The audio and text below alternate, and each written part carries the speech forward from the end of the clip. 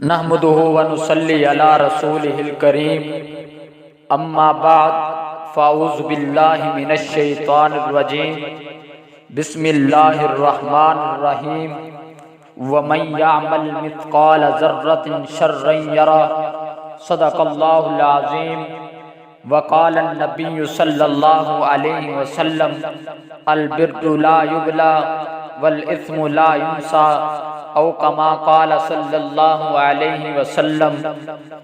آج میں آپ حضرات کے سامنے گناہوں کے نقصانات کے عنوان کا سہارا لے کر چند معروضات پیش کرنا چاہتا ہوں۔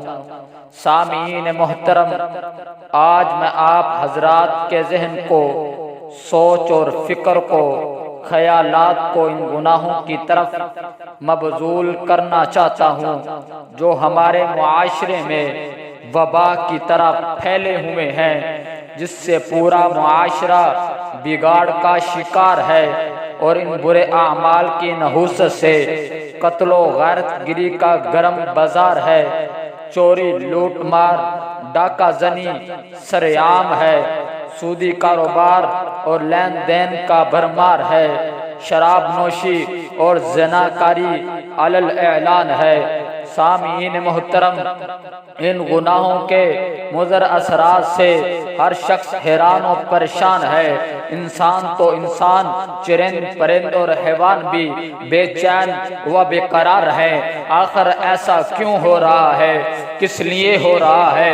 تو میرے اللہ نے فرمایا ظہر الفساد فی البر والبحر بما کسبت ایدی الناس۔ اے انسان، اس دھرتی کے خشکی اور تری میں جو کچھ بھی فتنہ، فساد اور مصائب اور آلام رونما ہوں گے وہ تمہارے ہاتھوں کے کیے کی وجہ سے ہوں گے۔ سامعین محترم، میرے نبی کا فرمان ہے کہ جب تم لوگ کھلم کھلا بدکاریاں کرنے لگو گے تو تم میں نت نئی بیماریاں پیدا ہونے لگیں گی، اور جب ناپ تول میں کمی کرنے لگو گے تو تم پر فقط سالی، مشقت اور ظالم حکمران مسلط کر دیے جائیں گے، اور جب زکوٰۃ کو روک لو گے تم سے بارش روک دی جائے گی۔ اگر جانور نہ ہوتے تو تم پر ایک قطرہ بھی بارش نہ برستی، اور جب عہد شکنی کرنے لگو گے تو تم پر دوسری قوموں کو مسلط کر دیا جائے گا جو تمہاری مال و متاع کو لوٹ لیں گے، اور جب اللہ جل شانہ کے خلاف حکم جاری کرو گے تو تم میں خانہ جنگی شروع ہو جائے گی۔ سامعین محترم، اب ذرا انصاف سے بتائیے کہ یہ حدیث آپ صلی اللہ علیہ وسلم آج سے 15 صدی پہلے ارشاد فرما گئے یا نہیں؟ اگر فرما گئے ہیں اور ہمارا ایمان بھی یہی ہے کہ واقعی فرما گئے ہیں تو ذرا اپنے دل میں ہاتھ رکھ کر بتائیے کہ ان گناہوں میں سے کون سے ایسے ہیں جن میں ہم لوگ مبتلا نہیں؟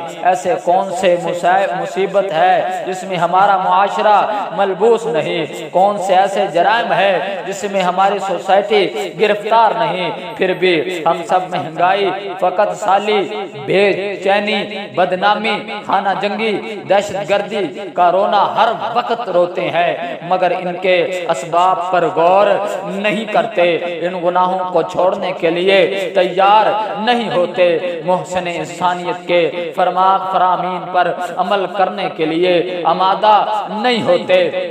سامعین محترم، اگر آپ ایڈز سے، کینسر سے، دیگر موذی مرض سے، فقط سالی سے، مہنگائی سے، علمی محرومی سے، حافظے کی کمزوری سے،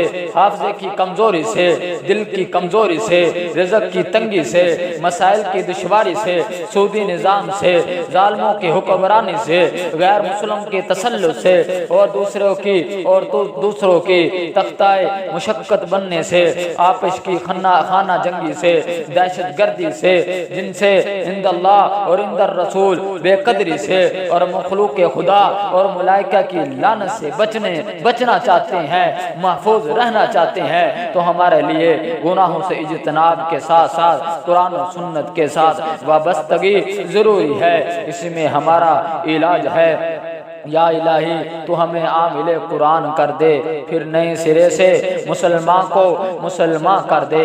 وہ پیغمبر جسے سرتاج رسول کہتے ہیں، اس کی امت کو ذرا تابع قرآن کر دے۔ وما توفیقی الا باللہ۔